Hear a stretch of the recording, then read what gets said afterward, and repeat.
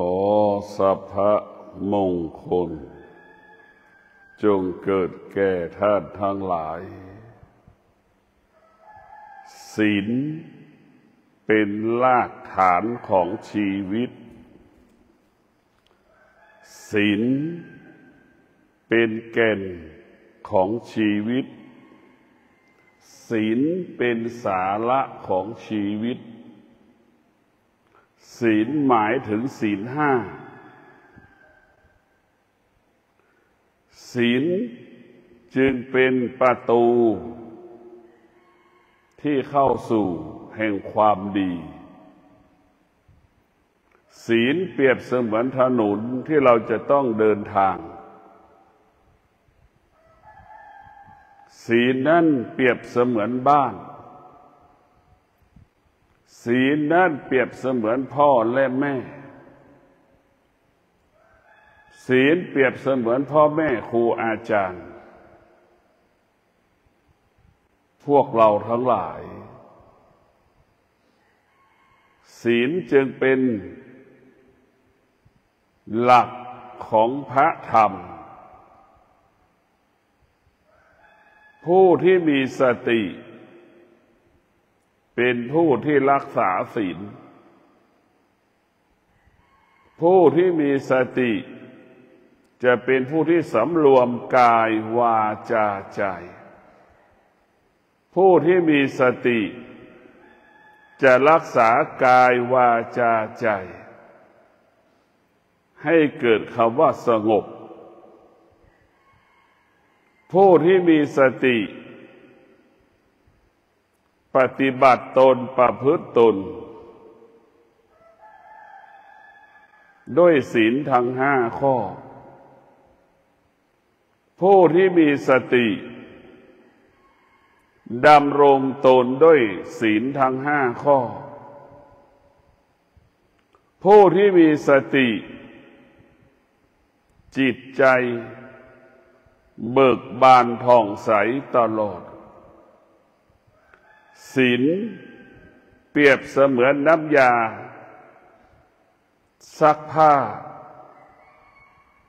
ศีลเปรียบเสมือนผงซักผ้าศีลจึงเป็นผู้ที่มีบทบาทต่อชีวิตมนุษย์ทั้งโลกศีลจึงเป็นกฎหมายประจำโลกศีลจึงเป็นกฎหมายประจำตัวมนุษย์โลกศีลจึงเป็นผู้พิพากษาประจำตัวชาวมนุษย์โลกพวกเราทั้งหลายศีลเป็นต้นทางที่จะเข้าสู่แดนแห่งมรรคผลนิพพานบุคคลที่ดำรงตนด้วยศีลบุคคลผู้นั้นก็บรรลุเป้าหมาย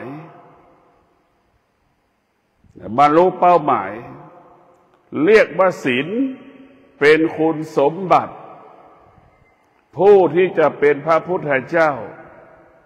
ผู้ที่จะมาเป็นผู้นำผู้จะเป็นพระอรหันต์พวกเราทั้งหลายผู้ที่มีสติเอาศีลนี่แหละมารักษากายมารักษาวาจาใจของตนศีลจึงมีความสำคัญดังลมหายใจเข้าออกจะขาดศีลไม่ได้ดังคำว่าไม่ได้กินข้าว7 วันชีวิตมั่นคงปลอดภัยล่วงละเมิดศีล1 นาทีชีวิตไม่มั่นคงชีวิตไม่ปลอดภัยไม่มีพ่อไม่มีแม่เราก็อยู่ได้เมื่อเรามีศีล เรามีพ่อเรามีแม่แต่เราไม่มีศีลเราไม่สามารถอยู่บนโลกนี้ได้ดังคนกลุ่มหนึ่งติดคุกคนที่ล่วงละเมิดศีลก็ไม่มีโอกาสได้อยู่กับพ่อกับแม่ผู้ที่ล่วงละเมิดศีลจึงทำให้เกิดคำว่าความทุกข์ผู้ที่รักษาศีลจึงเป็นผู้ให้เกิดคำว่าความสุขพวกเราทั้งหลายพิจารณาดูรักษาศีลเป็นเหตุให้เกิดความสุขล่วงละเมิดศีลเป็นเหตุให้เกิดความทุกข์รักษาศีลสบายกายสบายใจล่วงละเมิดศีลกังวลใจตลอดเวลาพวกเราพิจารณาทำไมเราถึงสมาทานเอาศีลแต่เราต้องพิจารณาดูศีลก็คือผู้กำกับกำหนดควบคุมกายของเรากายของเรากายของเราต้องบริสุทธิ์ด้วยศีลทั้ง5 ข้อกายของเราต้องบริสุทธิ์ด้วยศีลทั้ง5 ข้อกายของเราจึงเป็นกายของผู้บริสุทธิ์กายของเราประกอบไปด้วยศีลแล้วกายนั้นก็งดงาม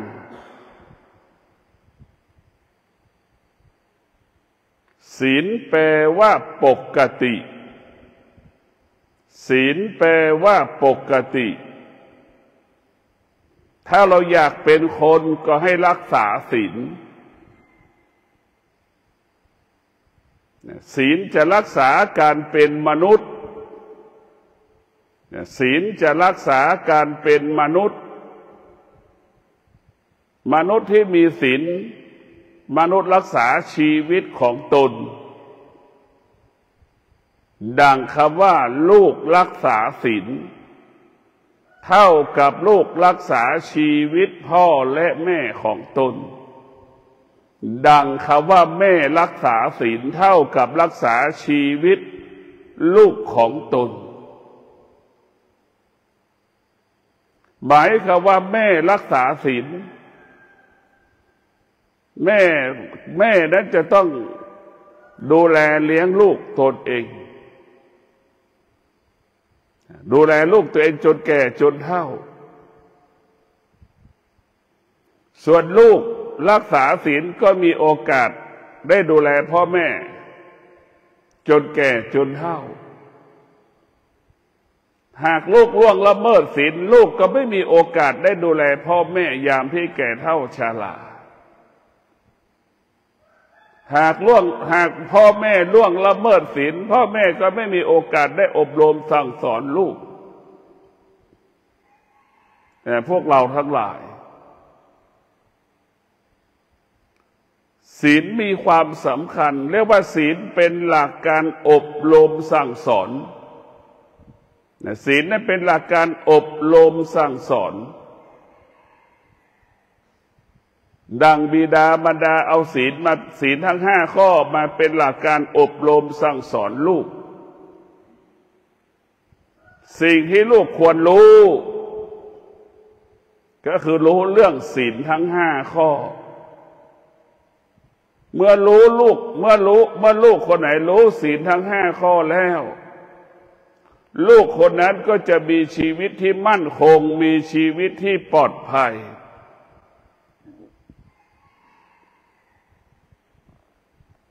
ลูกคนไหนที่ได้ศึกษาเรียนรู้ศีลทั้ง5 ข้อลูกคนนั้นก็บรรลุเป้าหมายบรรลุเป้าหมายเรียกว่าศีลเป็นผู้สร้างชีวิตศีลเป็นผู้สร้างชีวิตศีลเป็นผู้สร้างอนาคตศีลเป็นผู้สร้างชีวิตศีลคือผู้สร้างอนาคตดังหลวงปู่มั่น ดังครูบาเจ้าศรีวิชัยผู้ที่ดำรงตนด้วยศีลกายสะอาดวาจาสะอาดใจกายวาจาใจบริสุทธิ์แต่พวกเราทั้งหลายศีลเปรียบเสมือนของหอมบุคคลใดดำรงตนด้วยศีลมีดำรงตนด้วยศีลแล้วมีบุคคลไปมาหาสู่ตลอดเวลาในพวกเราทั้งหลายบุคคลที่ดำรงตนด้วยศีลแล้วเป็นที่ไว้ใจเชื่อใจของสาธารณชนบุคคลที่ดำรงตนด้วยศีลเป็นบุคคลตัวอย่างแบบอย่างเช่นหลวงปู่มั่นก็เป็นพระสงฆ์ตัวอย่างแบบอย่างของพระกรรมฐาน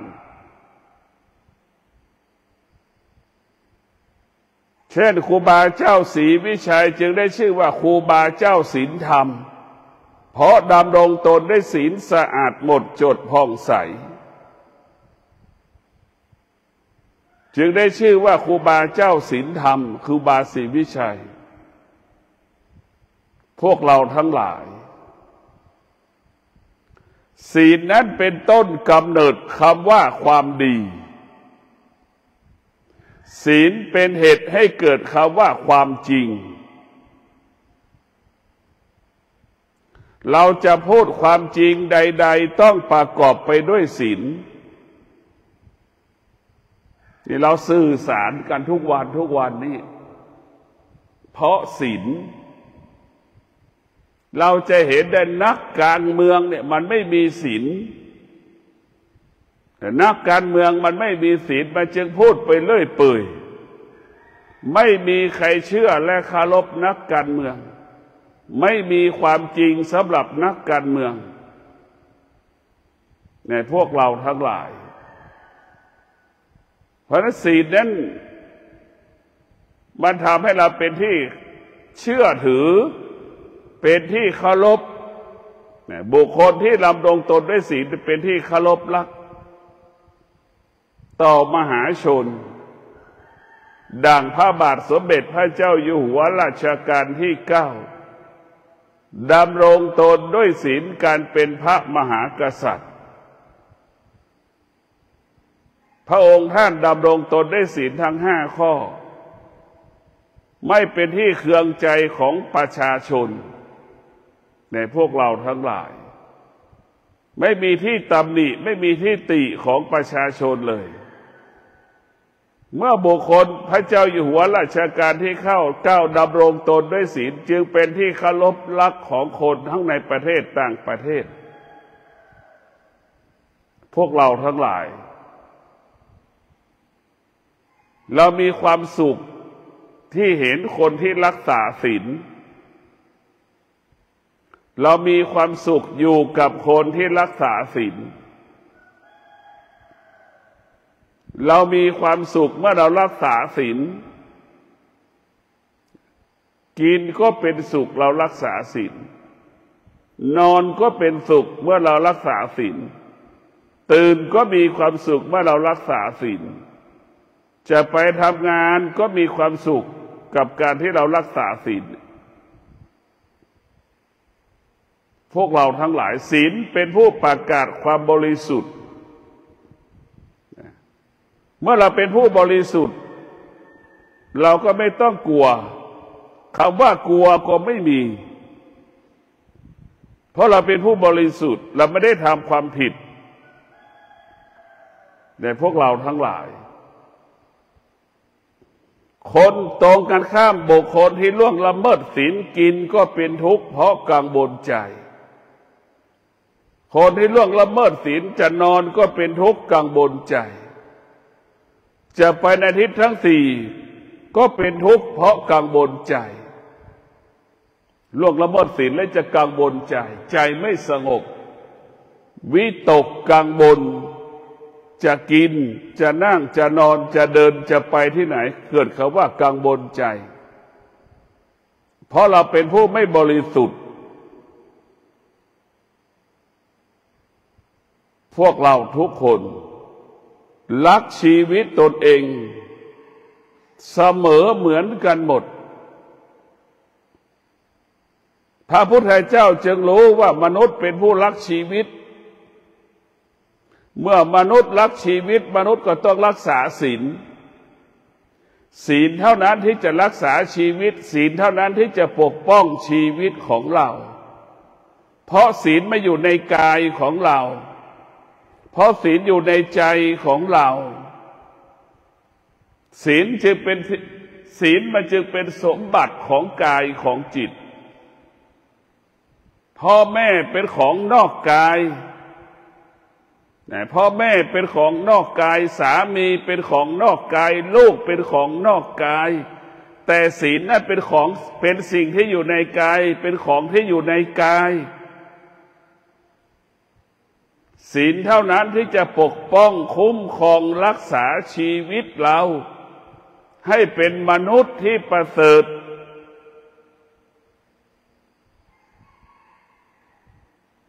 พ่อแม่อยู่กับเราแค่บางเวลาส่วนศีลนั้นอยู่กับเราตลอดเวลาลูกดำรงตนด้วยศีลเท่ากับมีแม่อยู่ในจิตใจลูกที่รักษาศีลเท่ากับมีแม่อยู่ในหัวใจพวกเราทั้งหลายแม่รักษาศีลเท่ากับมีลูกอยู่ในหัวใจเมื่อแม่ลูกรักษาศีล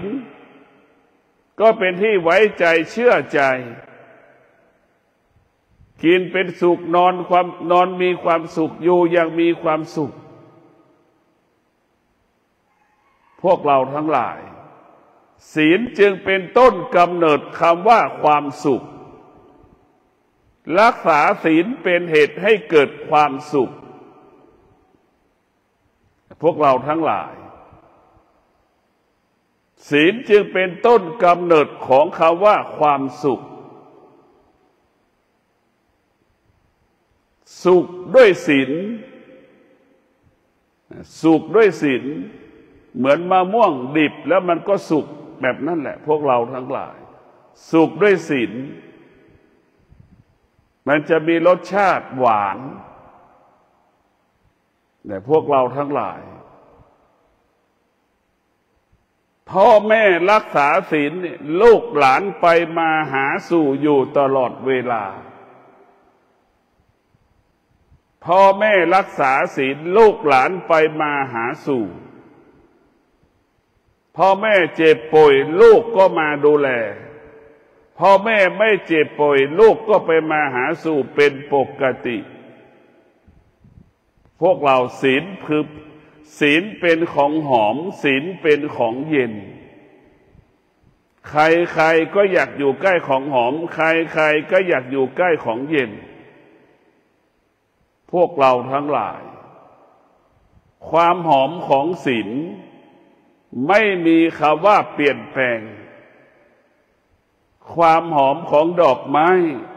ความหอมของความหอมที่มีอยู่บนโลกใบนี้อยู่ภายใต้การเปลี่ยนแปลงแต่ความหอมของศีลอยู่เหนือการเปลี่ยนแปลงของโลกอยู่เหนือการเปลี่ยนแปลงของโลกพวกเราต้องมีสติรักษาศีลการรักษาศีลก็คือการรักษาชีวิตการรักษาศีลก็คือการรักษาสมบัติการรักษาศีลก็คือการมอบความสุขให้กับครอบครัวการรักษาศีลก็คือการรักษาอาชีพหน้าที่การรักษาศีลคือการรักษาอาชีพหน้าที่พวกเราทั้งหลายเรามีสติเมื่อเรามีสติเราจะเป็นผู้ดำรงตนด้วยศีลเราเป็นผู้ขาดสติเราจะเป็นผู้ที่ล่วงละเมิดศีล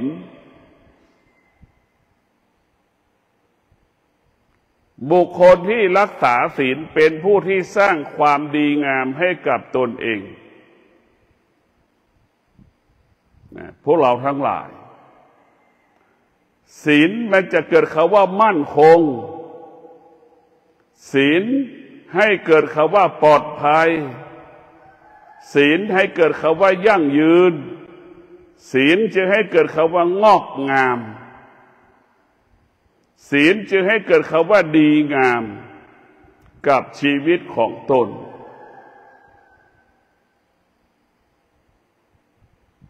ศีลจะเป็นคุณสมบัติของพ่อของแม่ที่ดีพ่อแม่ที่ดีต้องประกอบไปด้วยศีลทั้ง5 ข้อ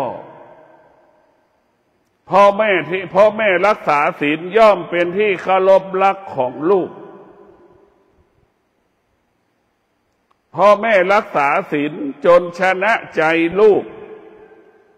เป็นที่ยอมรับของลูกว่าแม่เป็นแม่ที่ดีของลูกยามใดที่แม่เจ็บป่วยลูกมีความสุขมีความพร้อมที่จะรักษาพ่อแม่นำพ่อแม่ไปหาหมอจะหมดเงินลูกไม่มีความรู้สึกว่ากลัวจะหมดเงินที่จะรักษาพ่อแม่พวกเราทั้งหลายพ่อแม่รักษาศีลเนี่ยดำรงตนด้วยศีลจนชนะใจลูกยามที่พ่อแม่เจ็บป่วยยามที่พ่อแม่ประสบปัญหานี่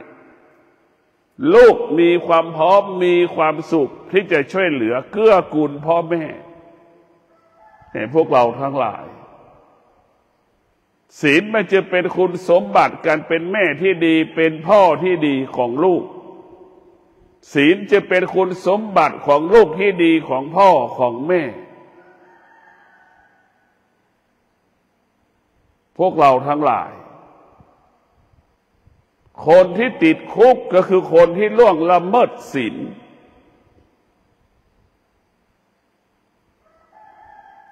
คนที่อยู่นอกคุกคนที่ยังไม่ได้ล่วงละเมิดศีลหรือล่วงละเมิดศีลอยู่แต่ยังผลของการล่วงละเมิดศีลยังไม่เกิดความชั่วก็เกิดจากการสะสมสั่งสม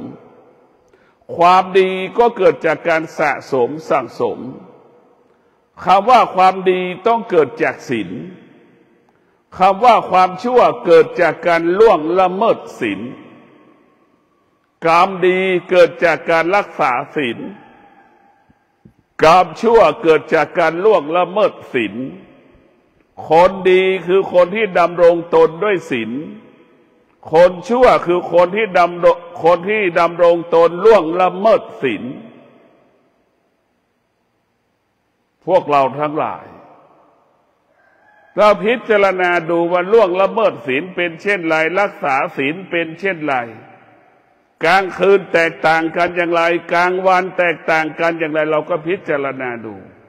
คนที่รักษาศีลกับคนที่ล่วงละเมิดศีลแตกต่างกันอย่างไรเราพิจารณาดูพวกเราทั้งหลาย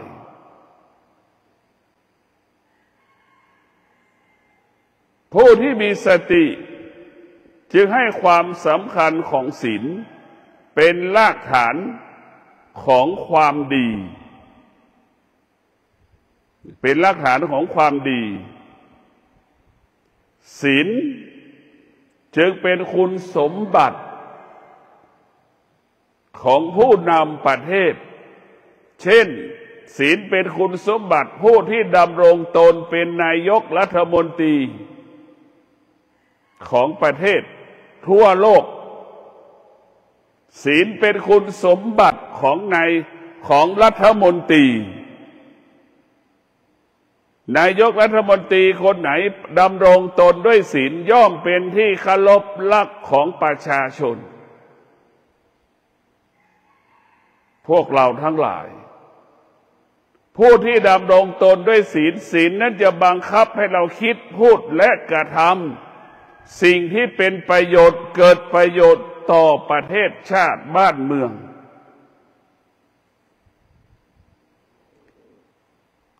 ผู้ที่นายกรัฐมนตรีประกอบไปด้วยศีลนายกรัฐมนตรีก็อยู่ครบวาระ4 ปี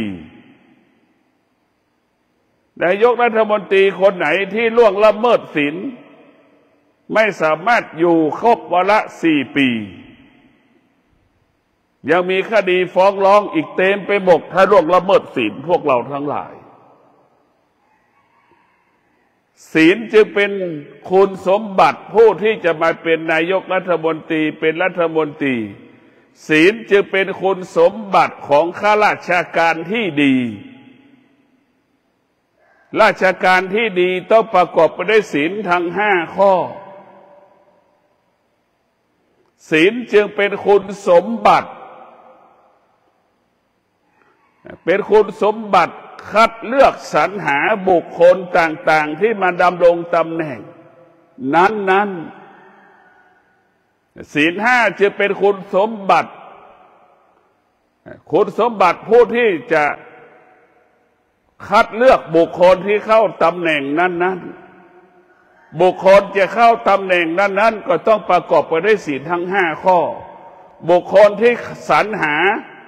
บุคคลเป็นผู้ที่สรรหาก็เป็นประกอบไปด้วยศีลทั้ง5 ข้อบุคคลที่ถูกสรรหาก็ต้องประกอบไปด้วยศีลทั้ง5 ข้อจึงเป็นที่ยอมรับซึ่งกันและกัน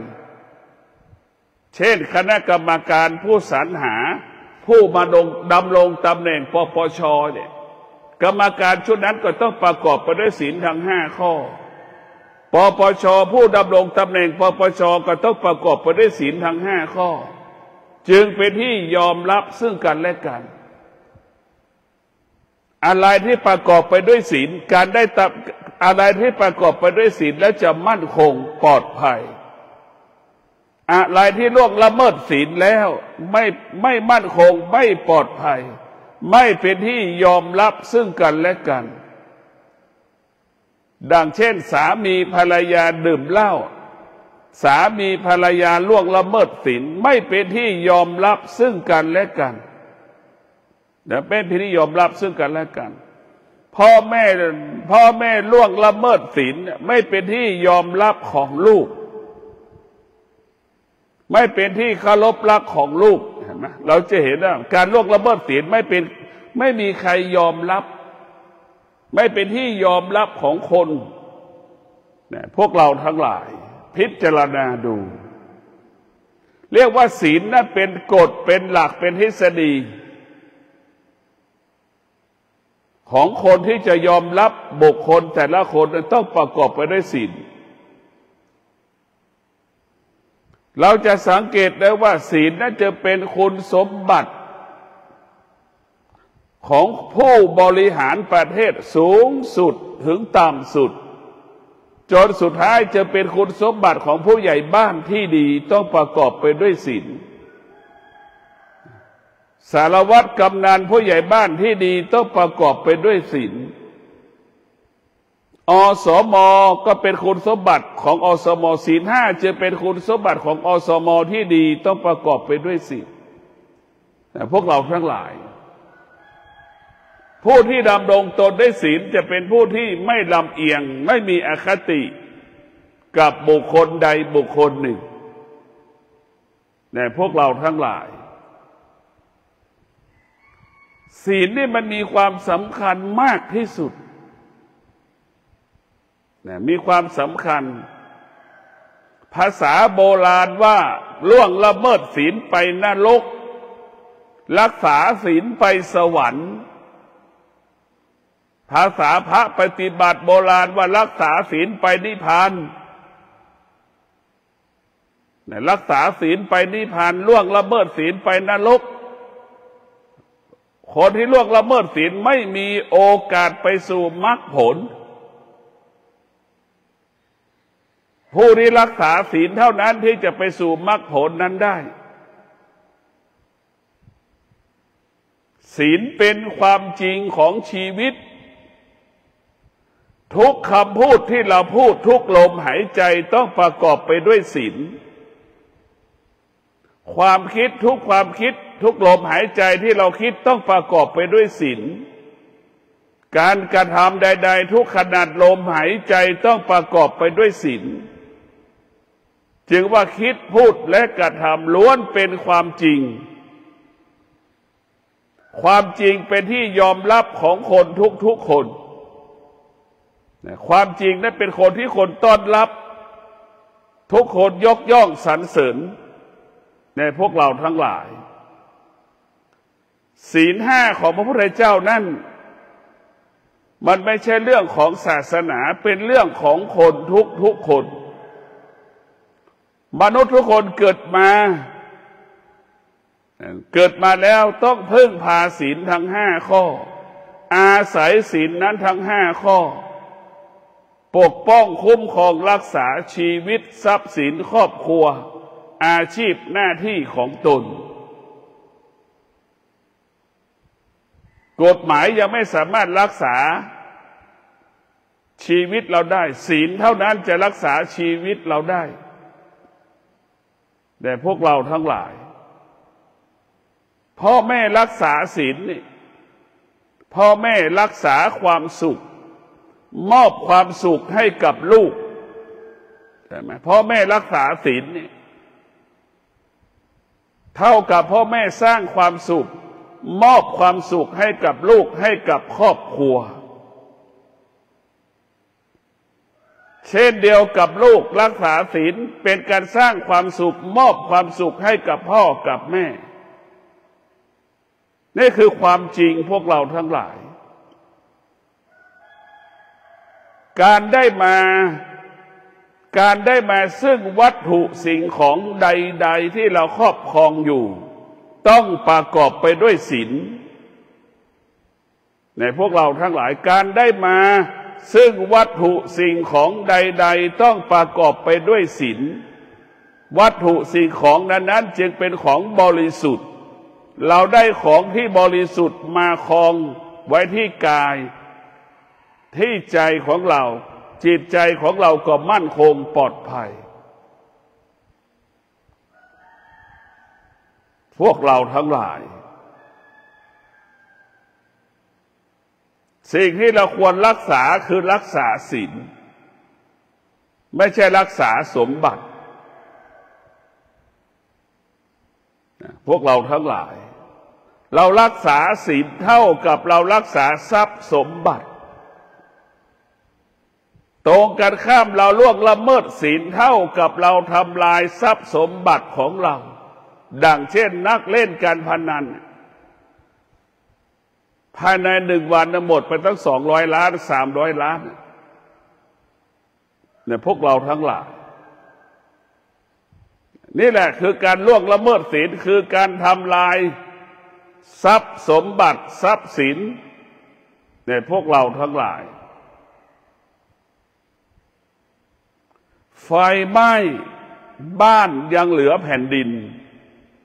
เราล่วงละเมิดศีลแผ่นดินก็ยังไม่มีให้เราอยู่เราก็ไม่สามารถอยู่บนพื้นแผ่นดินนั้นได้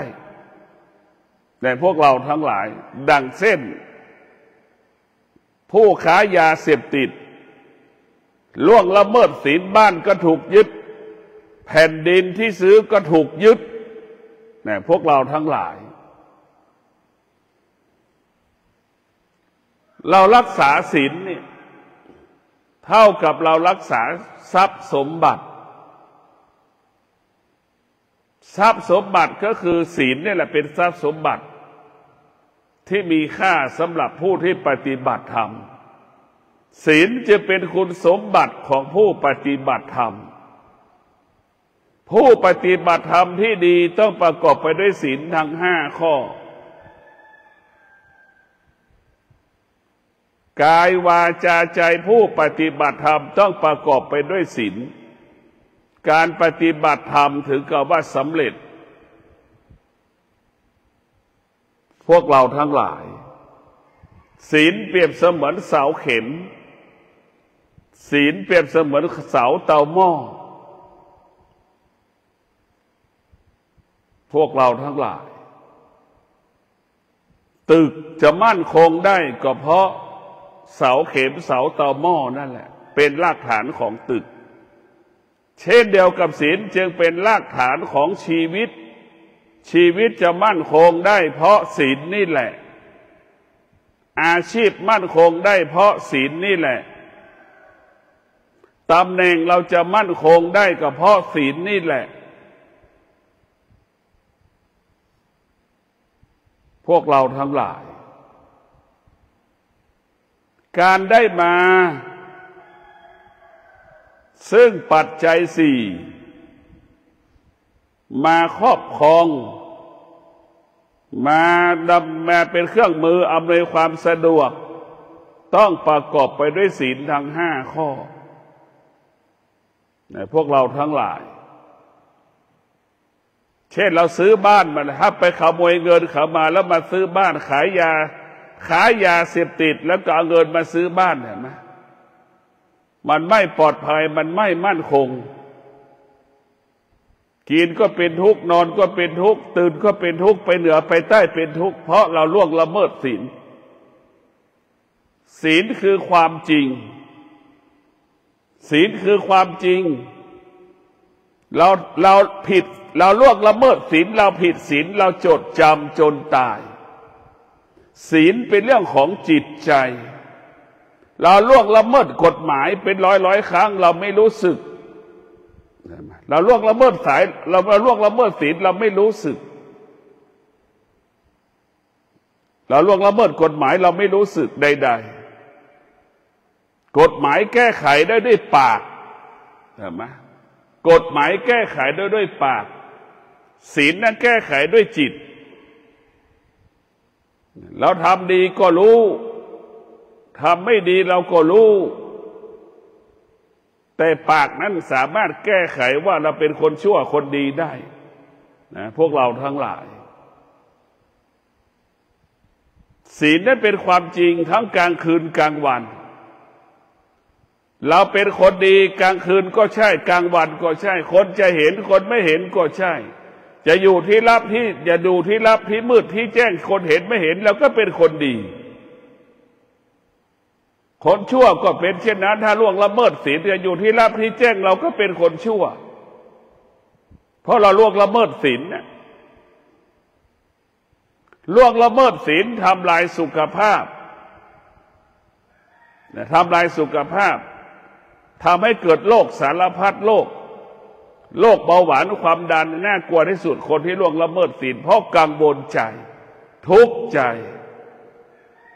คนที่รักษาศีลคนที่รักษาศีลโรคเบาหวานมีน้อยไม่ต้องกังวลใจถ้าจะมีก็เป็นธรรมชาติของโรคเบาหวานของตามวัยของมันตามวัยของโรคความดันเป็นธรรมชาติของมันส่วนมากมันจะเป็นความดันเบาหวานก่อนเวลากำหนดมีจำนวนมากเพราะเรากังวลใจเพราะเราไม่สบายใจในท่านทั้งหลายศีลจึงเป็นเครื่องหมายของคนดีคนดีคือคนที่รักษาศีลดังสามีดังภรรยารักษาศีลการครองเรือนมั่นคงการครองเรือนมีความสุขครอบครัวใดดำรงตนด้วยศีลครอบครัวนั้นมีความสุขครอบครัวนั้นมีความสุขครอบครัวนั้นเกิดความสุขเนี่ยพวกเราทั้งหลายศีลจะทำให้เกิดคำว่าสามัคคีบุคคลใดดำรงตนได้ศีลแล้วคำว่าสามัคคีก็เกิดความสามัคคีมันเกิดแล้วใครจะมาทำลายเราไม่ได้ความสามัคคีเกิดแล้วแก้ปัญหาก็ง่ายพัฒนาก็สะดวกเนี่ยพวกเราทั้งหลายศีลห้าจะเป็นเครื่องมือของการพัฒนากายพัฒนาจิตศีลห้าจะผู้ประกาศความบริสุทธิ์หมดจดผ่องใสของมนุษย์แต่ละคนมนุษย์ที่บริสุทธิ์มนุษย์ประกอบไปด้วยศีลมนุษย์ที่บริสุทธิ์ประกอบไปด้วยศีลมนุษย์ที่ไม่บริสุทธิ์มนุษย์ที่ล่วงละเมิดศีล ศีลจึงเป็นความจริงของชีวิตศีลเป็นความจริงของชีวิตชีวิตที่มีศีลชีวิตมันมั่นคงปลอดภัยบุคคลดำรงตนด้วยศีลบรรลุเป้าหมายบุคคลที่ดำรงตนด้วยศีลคิดสิ่งใดพูดสิ่งใดสำเร็จขอความสุขสวัสดีจงเกิดแก่ท่านทั้งหลายขอให้ท่านทั้งหลายมีสติดำรงตนด้วยศีลชีวิตจะปลอดภัยชีวิตจะมั่นคงชีวิตจะยั่งยืนชีวิตจะงอกงามขอเจริญพร